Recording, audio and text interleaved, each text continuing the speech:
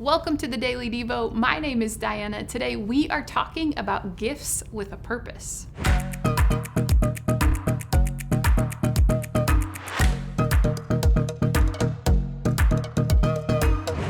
With great power comes great responsibility.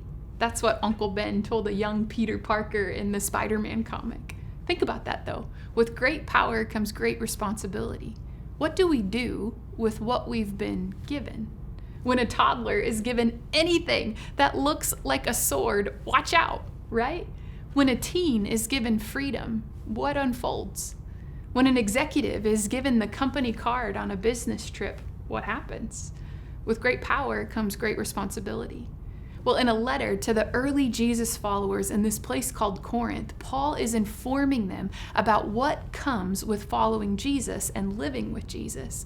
And he told them about the gifts of the Spirit that God chooses to distribute to each of his followers. Well, listen to today's verse. It's found in 1 Corinthians chapter 12, verse 7.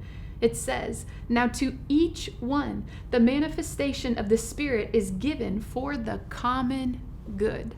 So gifts of the Spirit are given for a purpose. Did you catch what it is, what that purpose is? Well, the gifts of the Spirit are given for the common good. They are not given simply for the enjoyment of the one who receives the gift.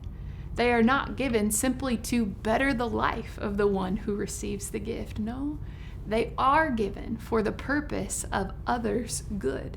They are given for building up and the working of God's kingdom. Another early Jesus follower put it this way. He said, "Each of you should use whatever gifts you have received to serve others as faithful stewards of God's grace in its various form." That's found in 1 Peter chapter 4, verse 10. You see, here's the point. Gifts are given to be stewarded for God's purposes.